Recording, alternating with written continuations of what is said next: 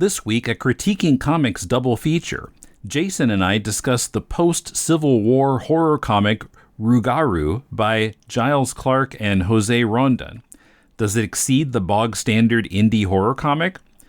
Then Emmet and I look at G.E. Gallas's comic based on the writings of William Blake called The Poet and the Flea.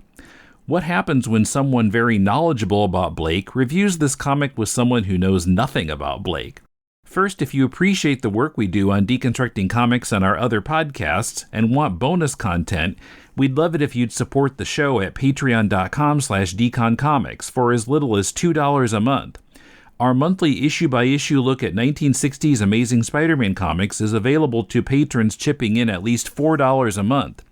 Check out our goals and rewards and pledge your support now at patreon.com/deconcomics. This is Tim. This is Jason. This is Emmet. And this is Critiquing Comics. I think I'll leave that in.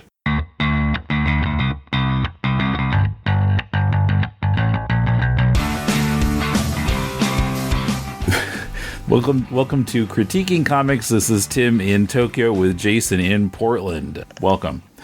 Thank you for having me. For a moment there, I forgot which podcast this was. Is deconstructing or critiquing? Oh, yeah, that's right. It's critiquing. We're critiquers. You know what I haven't mentioned is Everyone Loves Tulip that we reviewed last year was nominated for an Eisner. Oh wow! Yeah, so congratulations to that team for getting getting some well-deserved respect and acclaim. Okay, yeah, I kind of remember that. Yeah, I remember that was a good one. Not many of our reviews have gone on to be Eisner nominees. That one I remember.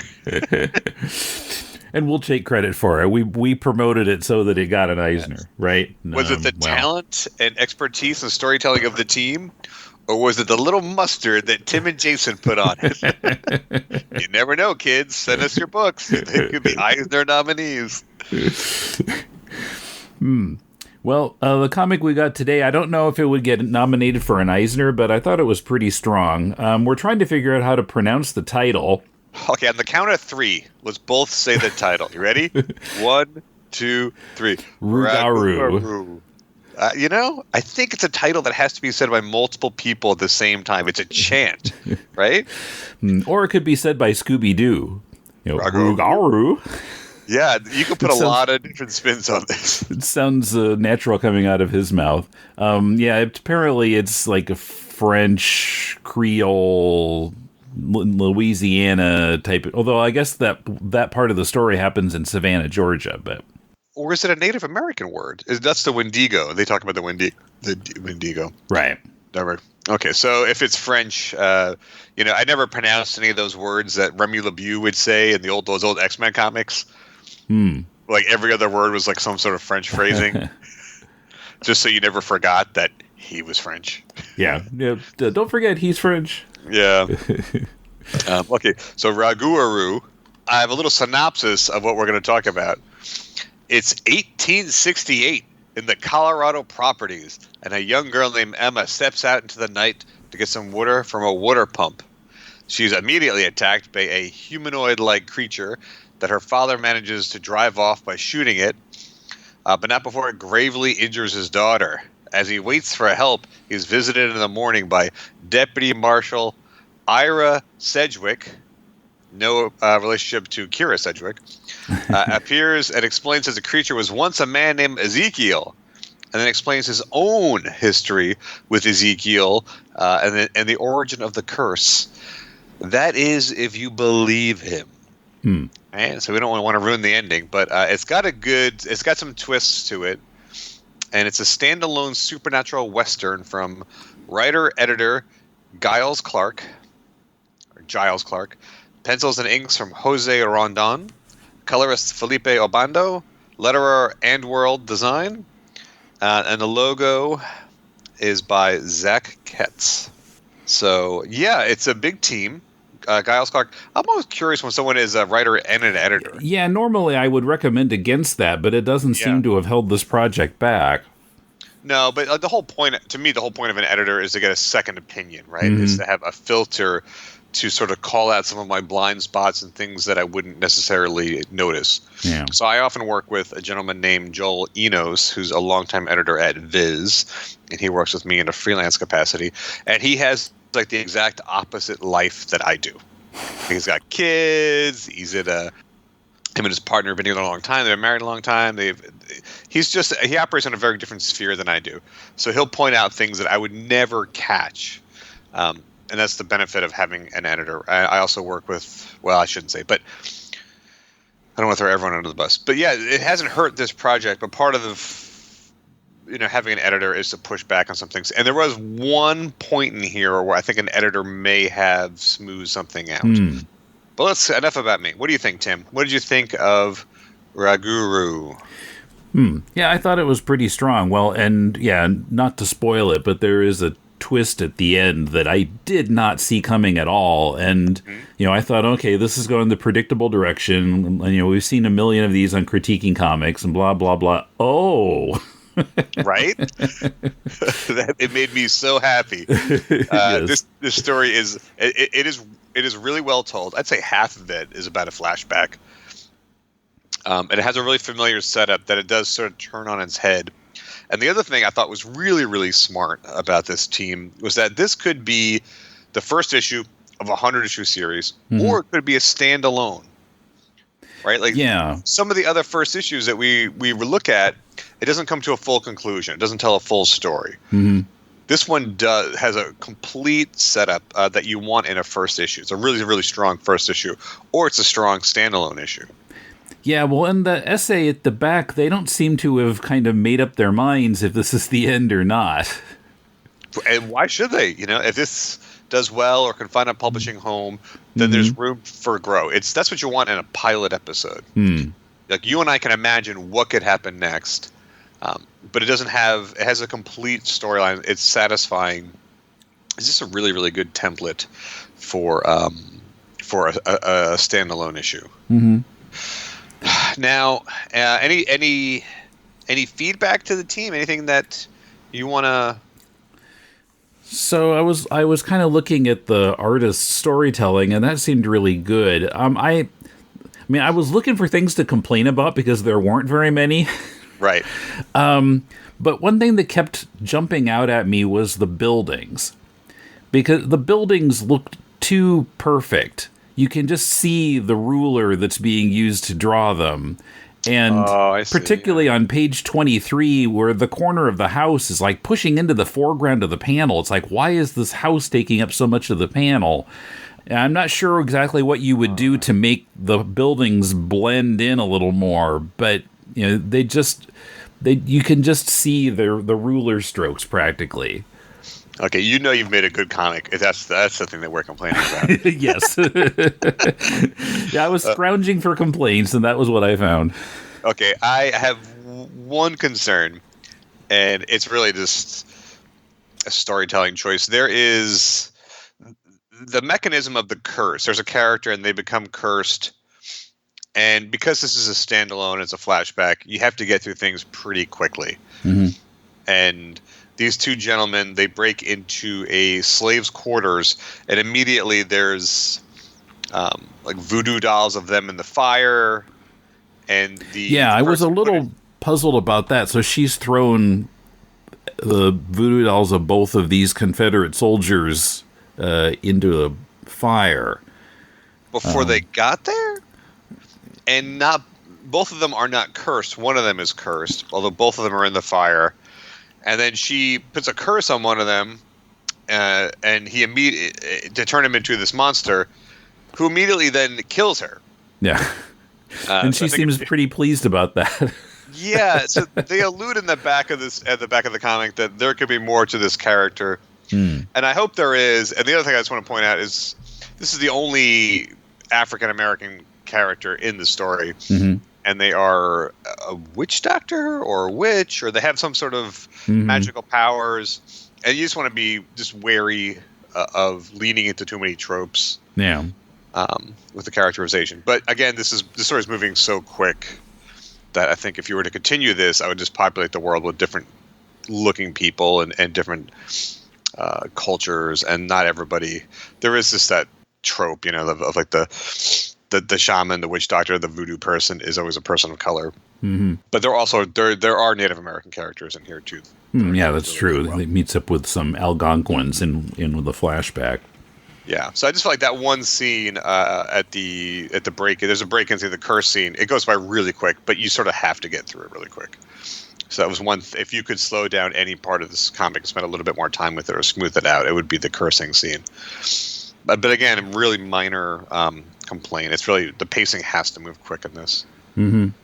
So yeah, kudos to the team. I think if you are looking for a really good, well done indie first issue, it would be Rougarou. Maybe a pronunciation key for the title. The only feedback the only thing missing from this is to save me from my own embarrassment of saying the title out loud. But this is one of those books where the ending, in horror, right? Like the ending really has to land for it to be good. Mm-hmm. And the ending of this lands really, really well. And what a great time period to explore too, right? The expansion of America before there's telephones, before there's immediate help. I mean, something goes wrong at this ranch and they have to send a dude to go run for a day to find help. So that sort of isolation and the expansion and the unknown of America and the world at that time. I just think it's a great place. It's a great time and things to explore. So really, really well done. Yeah. This is Uncharted Wilderness Studios. I want to compliment them for not starting their company with an A. So many comic book companies for the longest time, they would start their companies with an A so they could be at the front of the Diamond catalog. Mm-hmm. Right? Like every other comip book company starts with an A. Aardvark Press. Yeah, or Ahoy Comics, or all these. Like the half of Diamond is just the A's. It's so front-loaded. Well, they could go the ZZ Top route. ZZ Top, chose their name so they'd be at the end of the record bins. Whatever it takes to get noticed. I think the idea would be that you'd run out of money before you got to the Z's. If you're a retailer, that you're allocating so much money towards the Marvel and the DC. And, mm-hmm. But yeah, really well done. I would like to see more, or even more. You know what I would really like to see? It's just more comics like this, or just a done in one. Yeah, it's nice. It's not like, tune in next time for part 2 of 75. It's a self-contained story. It's really satisfying. And the dialogue, the character work, I have no complaints. Mm-hmm. I just want to see more from Giles. How do you pronounce that name? I would say Giles. Giles, okay. So, pronunciation key. I can usually blame everything on being from New York. Yeah, Giles, what's up? So many apologies to the pronunciation, but really, really, really well done. And at the very back too, there was some cover sketches of covers that they didn't use, and I thought all the other covers were actually really good too. They all would have made excellent covers. All 4 choices in the back would have made an excellent cover. So I think one of them does. So the team is honestly, it's a very talented team, and I look forward to seeing what they do next. And my feedback is keep going. Keep making more. Yeah, I do like this cover where the marshal is walking into the forest and the specter of the creature is facing him. That's a really nice image. Yeah, I like that probably more than the cover that's on the cover. Yes. It's simpler. Mm-hmm, With covers, you often have to think, what does it look like when it's reduced? Because if it shows up in a catalog, it's going to be really small. Yeah. If you see it on the internet, it's going to be small. If you walk into a comic shop, it's going to be placed next to 1,100 other comics. What does it look like from across the room? Mm-hmm, mm-hmm. So if it looks good at the size of a stamp, then you've got a winner. And I think the other one was more of a collage. So of the 4 sketches they did, I think that was my least favorite, was the one they actually chose to be the cover. I find simplicity is key, but again, minor quibble. Yeah, I agree. When you're holding it up close, it looks fine. But if you were to make it small, I'm reducing it to like 3 by 3 inches, 2 by 3 inches, and you can't read it as well. Also, the logo is a little bit. I would maybe put those scratches behind the wording. Again, really, really minor nitpicking, but yeah, I see what you mean. I zoomed way out in the Acrobat, and yeah, it just looks kind of a mess. It's too dark to read. when it's small. And it's something you don't think about when you're composing an illustration. But covers, they're just really tough to get right. They have to look good small, and they have to tell you sort of the tone and the genre. And this cover does that well, right? It tells you when it's taking place. Obviously, it's not the modern day. It gives you an idea it's horror. It's not a romantic comedy. That other cover in the back, I'm zoomed way out on that, and I can still tell exactly what it is. Yeah, it looks great. It looks really, really great. So maybe think about that when you're composing your cover, if you haven't sent this out yet, or if you're going to do a second printing. The cover in the back is much, much stronger. And having like the red footprints in the snow, those are just great horror tropes. It doesn't have to make sense. And here's the other thing I'll say about covers too, is they don't have to accurately portray what's inside the book. Right? They'll give you an idea about the genre. It doesn't need to be a roll call of the characters. No, we're not in the business of journalism. We don't have to tell the truth. We don't have to. Well, there are covers like that too, Yeah, and I prefer those. Like, is it a good illustration? Does it let me know what we're getting into? So I do a series with Tony Talbert and John Heben called Sucker, and the covers are really salacious, and they're more salacious than anything inside the book. And to me, it's a filter. If you're okay with the cover, nothing inside is going to bother you. It's more like the language is really, really bad inside. There's like a dark sensibility to the book, but doesn't have a lot of sex or anything inside. But we always have like really grindhouse, just seedy covers, so no one picks up the book by accident. But it was a conversation with the team, like, are we going to put something on the cover that doesn't happen inside the book? And I was like, oh, absolutely. the cover is marketing. And no one has ever said, hey, when I bought Sucker and I read through it, I never saw a lady disappearing naked into a pile of rats. Never got that complaint. But if you buy a book with a naked lady falling into a vat of rats, then you know what kind of person you are. And you know what you're looking for in entertainment. And so do I. Okay. So, 2 thumbs up for Rougarou, if that's the right pronunciation. 4 thumbs up between the two of us. Yeah. Great work, guys. Yeah. And you know what I didn't complain about this week?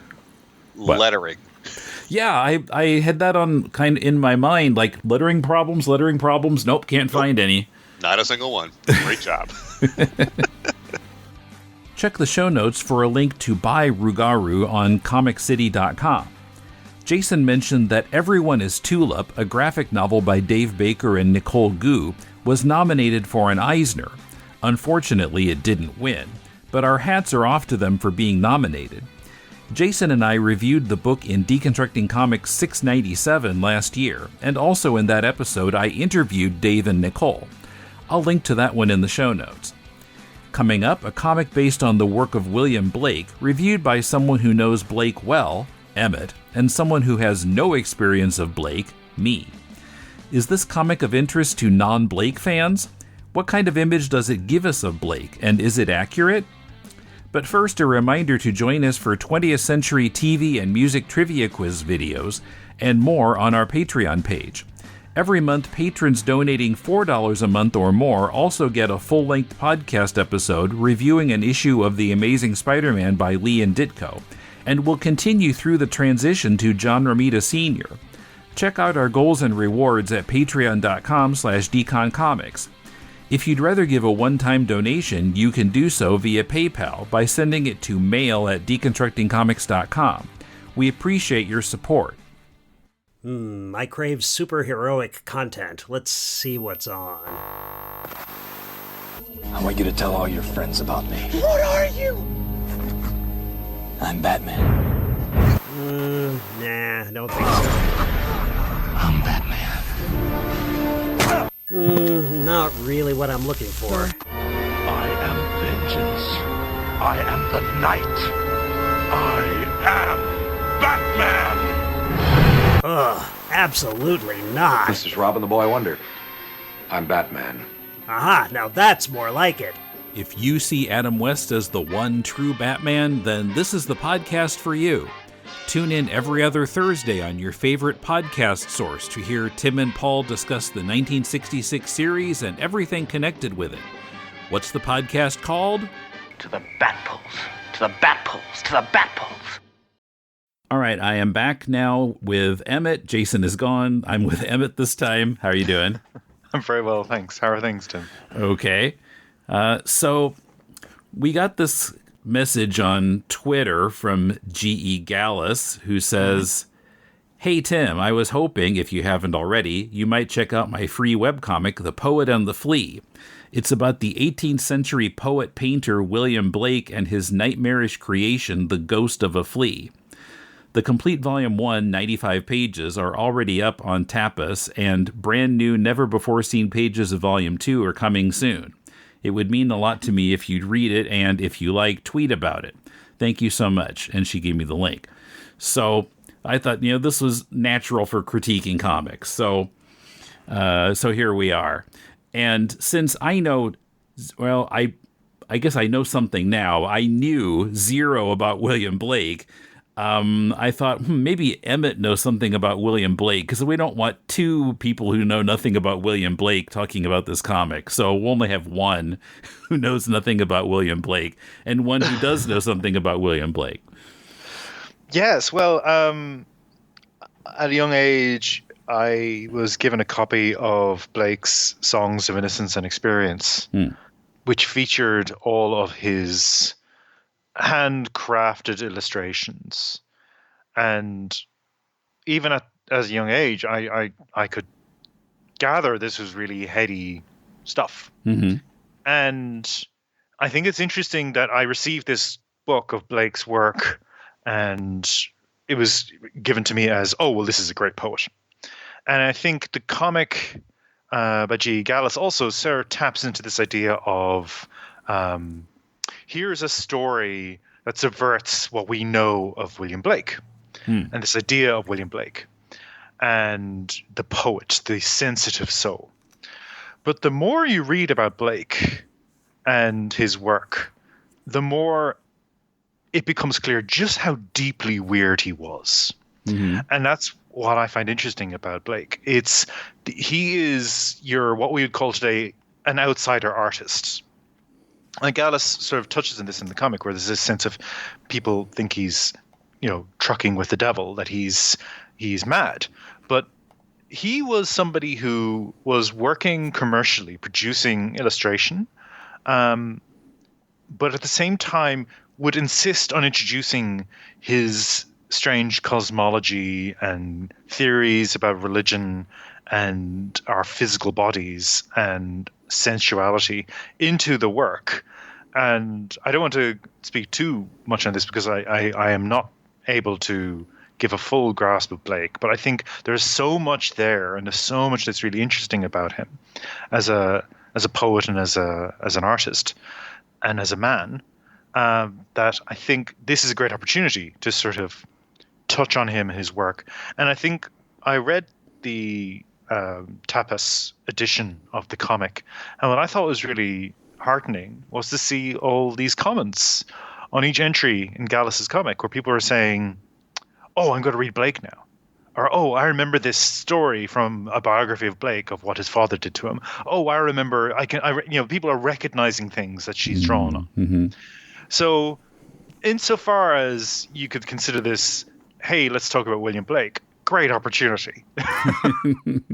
And credit to the comic creator, credit to G. Gallas for creating this conversation. I said to you before we started recording, I just wanted to declare, in case there's any sort of bias, this is the first time you've invited me on to do critiquing comics, and I actually know of the person.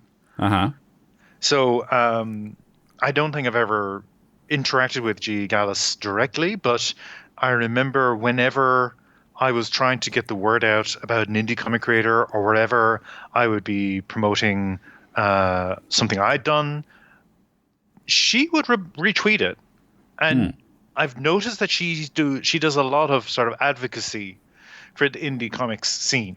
Mm-hmm. So I just want that out there as well, that this is somebody who I think is not just walking the walk, but talking the talk. She actually is trying to prop up a lot of what's out there, a lot of other creators, and I admire that. I admire that in a creator, somebody who's looking out for the community. Mm-hmm. So I just wanted to shout out, kudos to you. I've no idea what her first name is. But Me neither. It keeps reminding me of a girl I knew in college whose last name was Gallas. I'm thinking, is that her? No, she'd be 50-something years old now. I don't think it's the same person. Yes. But, I've noticed that her work tends to, derive from historical research. And as I've touched on before, William Blake is a fascinating subject. And when we get to talking about the comic itself, maybe I can reflect a bit more on what that means to me and how what as that relates to the comic itself. But yeah. Yeah. So something was bothering me about this. Sure. Because as someone who knew nothing about the subject, I wasn't given anything to get a foothold on, and I felt like. I started reading it and I said, wait, I don't know what this is. William Blake, okay, Wikipedia. I read something about the ghost of the Flea and, his painting of this creature that he said that he had actually seen, and that it happened in 1790 and all this. And like, okay, well, I know something about it now. So I felt like without knowing something about it, I couldn't appreciate it. It felt to me like it was just kind of an illustrated version of things that Blake fans know without any concessions made to non-Blake fans. Do you think that's fair? Well, I think this is my opportunity to drop my one Alan Moore mention per episode. Okay. There is a passage in From Hell, Alan Moore and Eddie Campbell's epic Jack the Ripper tome, where the character William Gull, performing a rite of Masonic magic, travels through time and actually travels into the future and into the past, sort of loops around in the time stream. And, from the point of view of the character, there's this suggestion that, well, this is a delusional episode. But Moore and Campbell depict the things Gull sees, and we know there are things that have actually happened. So we know that he is actually traveling through time. And one of those interludes is he appears to William Blake, and he is the ghost of the Flea. So he's been so transformed by the transit through time, spiritually, that when Blake sees Gull looks like a lizard man. I see. And that is the figure that Blake illustrated. His art of this Flea, this damned soul that he says in the comic. There's the line, if I was actually the size of a horse, I could destroy the entire country of England. But because I'm a flea, because I'm just this small little thing. And I had another thought as well, which was that there is a comedy show that came out of Britain in the last 10 years by Noel Fielding, called Noel Fielding's Luxury Comedy. And there's a sketch, and it's a sketch that I've always loved. And it took me a while to clock that it's actually a riff on The Ghost of the Flea. A man is celebrating his birthday, played by Richard Fulcher. He's celebrating his birthday, and he's saying, "It's my birthday, I'm 100. It's my birthday, I'm 100." And a song starts when the Flea, played by Noel Fielding, appears to him, dressed in a tight one-piece suit covered in electrical bulbs. And he starts singing this electro rock song about aging and dying and birthdays. And the entire thing is a reference, homage to William Blake's Ghost of the Flea. So what I'd love to do is I'd love for your listeners to check out this video. So I'll actually send you the link to the sketch. Okay. It's a deeply weird sketch. The song kind of slaps.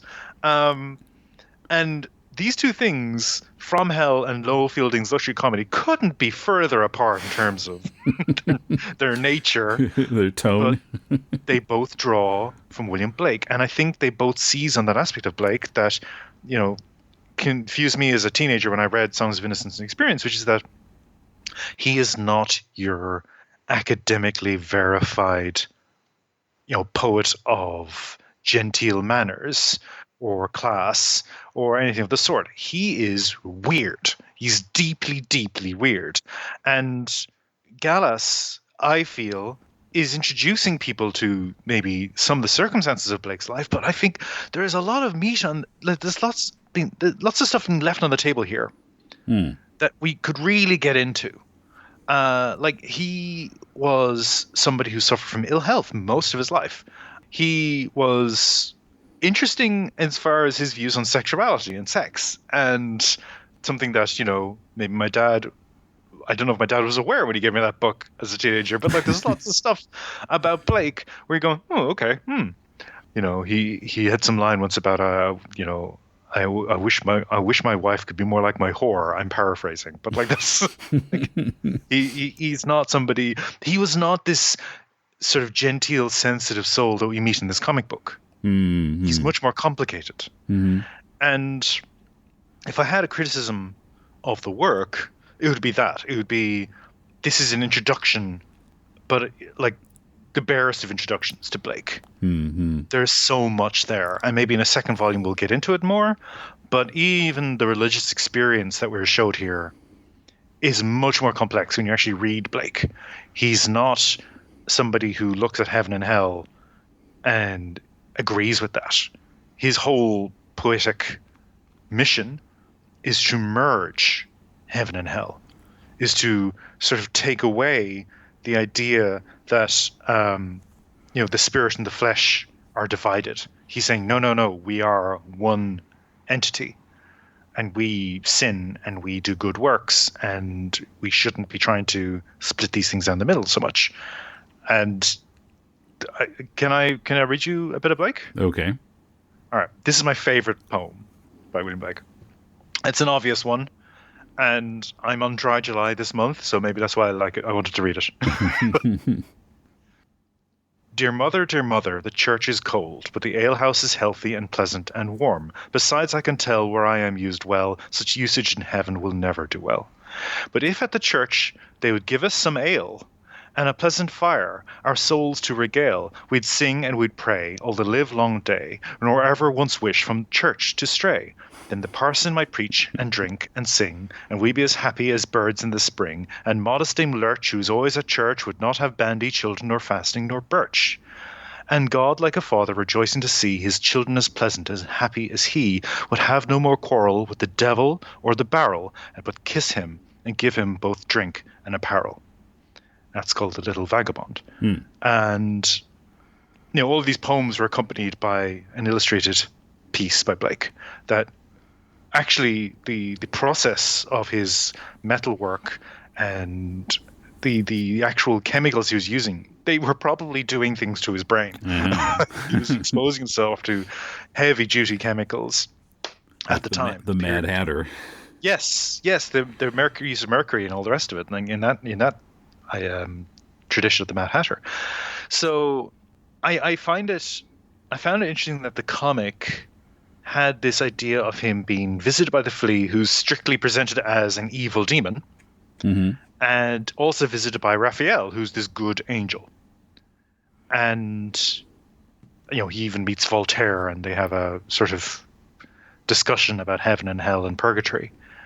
And I wanted more of the grey of Blake. The idea that, no, these extremes are actually bad for us. Our bodily selves, clearly, are not so easily divided into good and evil aspects. We are all of them all at once. And that poem is all about how the church forces us into this asceticism, this idea of being a cold place of suffering and worship. And he's saying, why can't we light a fire? Why can't we have a beer? Why can't we sing a song? These things which are seen as being sinful, but is happiness evil. Because you seem to be saying it is. Mm-hmm. So there's a lot to talk about with Blake. And from your perspective, I would encourage you, like somebody, I would encourage you to read more of his stuff, check out his work, because there's a lot in there that I think you might enjoy. Well, from what your description of him, I feel like maybe this comic could have been a little bit better advertisement for him, because he seems kind of stuffy to me reading this comic. Well, he was a tortured soul. Mm-hmm. That is true. But I wouldn't have framed him as a sensitive artiste. I wouldn't have framed him as somebody whose love for his wife is framed as purely romantic and almost spiritual. Mm. You know, he was somebody who was quite earthy in his desires, let's say. Mm-hmm. So he had a sense of the spiritual, but he located the spiritual in poetry, not in religion. The play of words, the play of imagery. He saw spirituality as something which the common man has maybe a more immediate access to than the religion of his time would have dictated it did. Mm-hmm. So, yeah, as I said, and I don't mean to repeat myself, but as I said, there's a lot with Blake that is worth exploring, and perhaps it's to come in this comic. Okay. So, a few other things about this just as a comic. I noticed, and this is not necessarily good or bad, but I noticed that this is very decompressed. It's kind of like manga, where, like each panel is just a really quick moment. Yeah, it's funny. I was talking to my wife before this, and I was trying to come up with other artists I could compare Gallas's work to, like in terms of her style. And I mean, I was struggling. I mean, I was thinking of the likes of Frank Candeloro, who I've mentioned in this podcast before. They are a Australian-based comic creator, also given to doing lots of historical types of stories. And then Candice Ellis, who I remember her work from Womanthology years ago. I saw it first in Womanthology. Wow. I remember that. Similar line, I guess. But I was struggling, and I showed it to Stevie, and Stevie compared it to anime. Mm-hmm.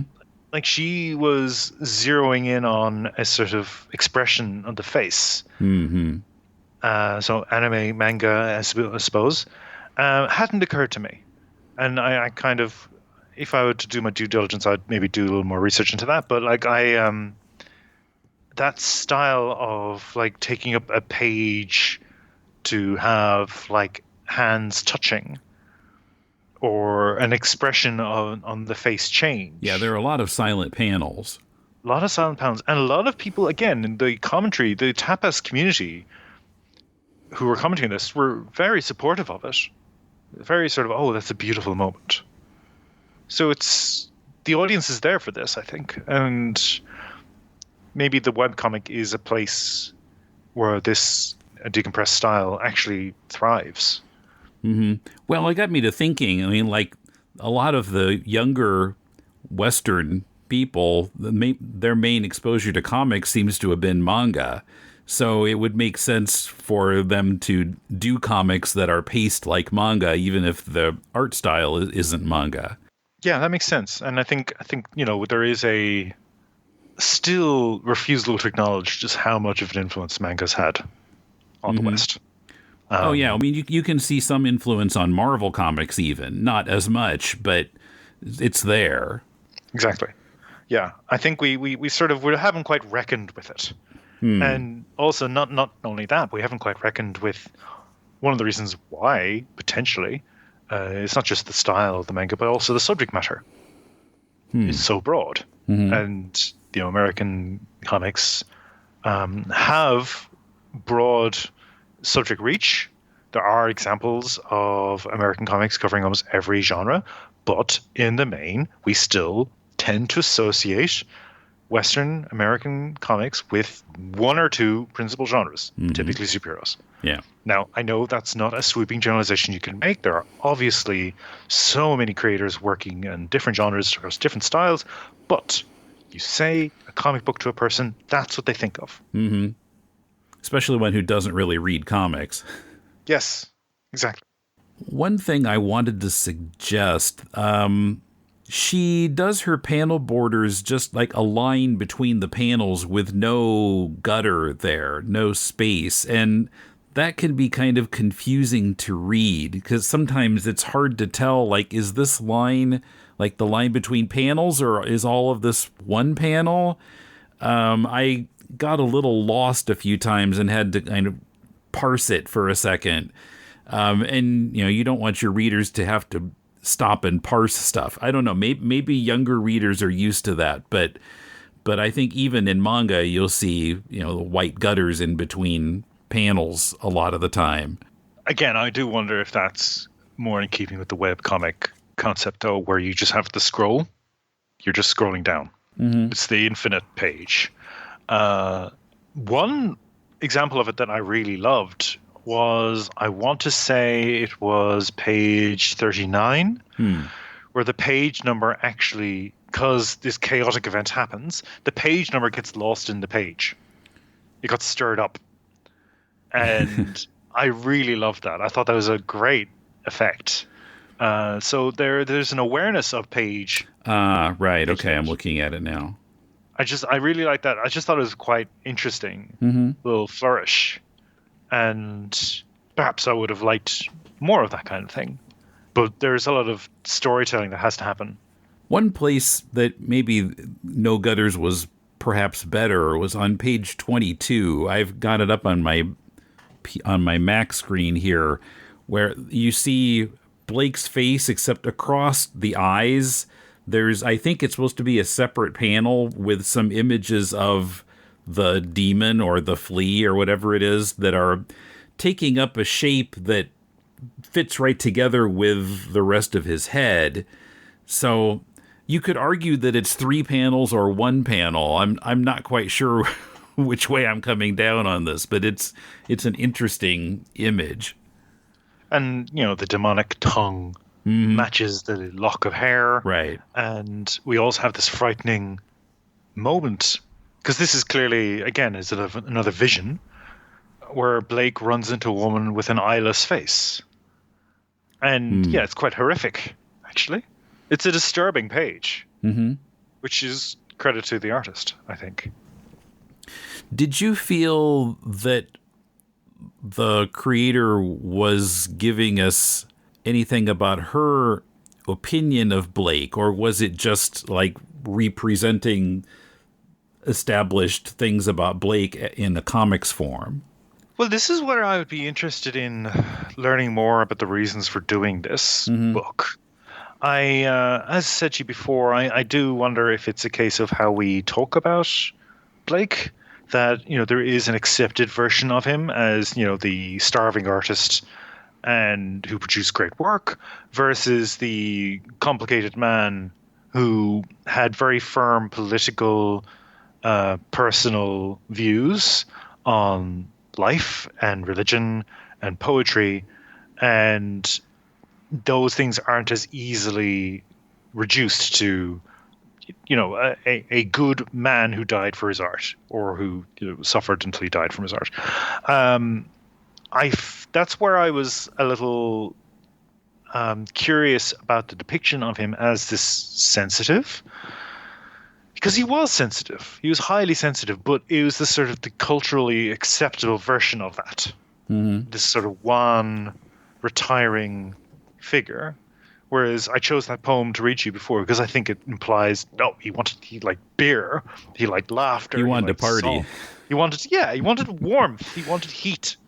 There is, and he's not somebody who was locked up in his head. He was well able to express his opinions about things like the French Revolution and the terror that followed. Like, he'd got some very, strong views on that. He talks about America. He's somebody who's not he's not hidden away in his bedsit writing love poetry. He's actually out there in the world. And he's also a commercial artist. He's working for a living and freaking people out because he's deeply weird. So I wondered if it was a case that Gallus has a sense of him that she's trying to preserve versus presenting him as, occasionally objectionable, weird person. And I think, that we have a tendency in this culture of ours to try and excise or cut away any of the difficult aspects of a person for fear of criticism or for fear of people turning away. And I don't know if I've implied it, but certainly what makes Blake interesting to me is the fact that he's so deeply weird. That is what I find interesting about him. And as he had strong views and things. Like he talked about Milton, like Paradise Lost. He talked about Milton, and he commented on him. He was a true poet and of the devil's party without knowing it. Like he's got a very complex idea of morality, and I think it challenges us as contemporary readers to reflect on that period of time and how we tend to look back on the 1700s as, everyone was, in church and under the thumb of the priest. And, working from dawn till dusk. And, we don't talk about the fact that, people were getting drunk and making merry and, and having affairs and going out there and getting into the fights. And they weren't necessarily bad people. It was this sort of cut and thrust of life. And I think we do people a disservice in thinking of the past in this way because we make them childlike almost. And maybe it's the style of art as well that brings that to mind for me, because I think there's I sort of see Blake as this sort of ruddy character, if that makes sense. And here he's childlike. Like there is maybe that's where the manga comparison my wife was making comes from. Wide-eyed and sort of being constantly shocked and surprised by things. Mm-hmm. Yeah, he does seem kind of innocent in this comic. Which I think does the poet a disservice. Because I'd been wondering if this is supposed to be a biography, if it was I think a biography needs to kind of get across what the author's point of view is, and I wasn't sure I was getting that, but what you're saying is it tells me that whether she realizes it or not, her viewpoint is in here, the way that she thinks of Blake. I don't want to speculate on a person's intent because I can't guess it. And I would have to guess it, I think. I wonder if it's more a cultural thing in terms of how we try to revisit people from previous ages and we try to give a cleaned up version of them. Yeah. I think she's clearly interested in his art and his illustration, and she mimics his style and she puts some of his visionary excess in between panels. You mentioned the one with the split up face with the demons, and then there's his little interlude with Voltaire, who's long dead at that point, who visits him as a spirit. And I think I'm looking at page 77, and the line is, "My mind is in such a state of pandemonium." And we see a vision of hell splitting up the page, running in the middle of the page. And it's drawing on the sort of devils and demons of Blake's art. So there is a drive to draw on and pay homage to Blake's illustration and Blake's visionary work, and I can only applaud that. I want to be clear, if Gallas is listening, I think it's a worthy project and a really interesting project, and I want to read more. Where I voicing criticism, it comes from my own personal sense of there is so much to Blake. Engage with more of that.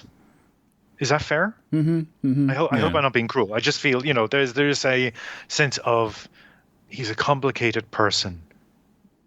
Do him the honor of making him complicated. I see. By the way, was he acquainted with Voltaire personally when he was alive? I wouldn't have thought so, because I thought Voltaire was long dead. But because some of the dialogue in the comic gave me the impression that he might have actually met Voltaire, but I don't know, like, if their lives overlap much or not. I didn't check when Voltaire lived, but right, no, I don't believe he wrote about Voltaire. He wrote, the line "mock on, Voltaire, Rousseau," which is included here. He was a man of the world. He was commenting on things that are happening. He was a learned man, although he wasn't a scholar. He wasn't a man of letters. He worked for a living. He had at the time they would call a basic education, but he had his letters and he could read, and he was also creating his own system of faith and spirituality from whole cloth. He was just creating this whole cosmogony himself. So that's where his outsider artist status comes from. The fact that he had like the barest of what people would consider then tools of civilization, and then he takes those and he makes something completely unique, right? So he was also somebody who was soaking in all this information about France, about America, about Britain, about the politics of his time. He knew about the Enlightenment philosophy that was sort of challenging the church. That's what we're talking about. That's the period we're talking about, where you've got French intellectuals and increasingly British intellectuals looking at the strictures of Christian religion and going, well, why? Why are we doing this? Looking at the state and going, why? Why is it set up this way? Why do we have kings and queens? Why do we have this idea of indentured servitude for life? What is the nature of the individual? What is the nature of individual experience? What is the nature of the thinking self, not just the soul? How do you become a better person? Sort of the groundwork of philosophy is being sort of hammered into a modern shape at this period in time. He's responding to that. So that's why Voltaire is there. Voltaire compares himself to Virgil from Dante's Inferno in that passage. And he's like, he is a dead soul whose time has gone, and he's still witnessing events after his death, and now he's here to guide Blake, just as Virgil guided Dante. So there is a literary device being used here, but I don't think they would not have been contemporaries. Okay, I checked it. So Blake was 20 years old when Voltaire died. So there is a 2-decade overlap, but I mean, most of that time Blake was a kid, so I don't know if they would have ever actually met. But and the thing about Voltaire, the other thing to remember about Voltaire is Voltaire was an Anglophile. He was an odd duck in France, because he was the one who's looking over the water and going, well, look at what they're doing over in England. They're actually better than us in all these different ways. So that's possibly the reason why Gallas has also chosen to have him appear as a spirit guide, in that they're both outsiders. They're both... Well, although Wikipedia mentioned also that Blake saw a vision of Voltaire who was already dead. Well, there you go. So, yeah, that's something that, I can't say that it happened, but it's an idea that has been around since Blake was alive. So, yeah, this is an interesting comic. I think it's more interesting if you know something about Blake, which I guess I do now. So I didn't going in, that's for sure. Right. I think I knew the name and that was it. But so you think if a person wants to do a comic talking about a particular period, you need a little cheat sheet at the top to bring everyone up to speed? I mean, I don't know that... you could just put in narration, or you could, heaven forbid, put a one-page essay like they do in every image #1. I wouldn't go that far. I mean, I think there are other ways that you can get these things across with, just a little bit of exposition here and there. Just give me a little bit more orientation in that world. And I mean, I wasn't even quite sure, like, is this biography? Is this completely something that Gallas made up? I did want to just touch on that quickly. Yeah, it's not biography. Okay, but it's not something that she just made up either. It's apparently it's similar to Blake in terms of it's a sort of visionary work. It's a dialogue with Blake's own visionary ecstasies and his hallucinations, and trying to work a narrative around them. So again, I'm really interested in the concept. I'm really interested in the approach, and I think comparing it to From Hell earlier on was maybe a deliberate move on my part, because From Hell also talks about Jack the Ripper, but then introduces this magical rite into the middle of it, and you're like, wait, what are we reading? A historical account, or are we now in magic realism? And the answer is, well, why can't we have both? The answer is yes. Yes, maybe. Also, yes. It's not being as restricted by the biography of a person, which is good, and that's why, as I keep repeating, I want more of Blake the man and Blake the sensualist, because I think that's important, and that maybe gives people a sense of why his work has continued to survive, despite it maybe having a deeply weird character that would have naturally excluded a different kind of artist. There's something in Blake that has actually survived despite the attempts to censor and make palatable the past. I think that's important to note.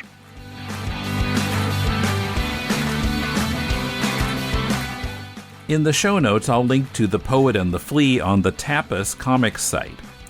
You can help the Deconstructing Comics family of podcasts by joining us on Patreon at patreon.com/deconcomics, and go to deconstructingcomics.com to connect to us on Twitter, Facebook, or YouTube, to shop on Amazon to support the show, and to find links to subscribe to the podcast. Our theme is from bensound.com. If you're looking for some constructive feedback on your comic, send it to us and we'll critique it here on Critiquing Comics. Send it to mail@deconstructingcomics.com. We'll read it and record our critique. Next week, Kumar and Jordan discuss the manga Fist of the North Star by Buron-san and Tetsuo Hara. Till then, this is Tim, and thanks for listening to Critiquing Comics.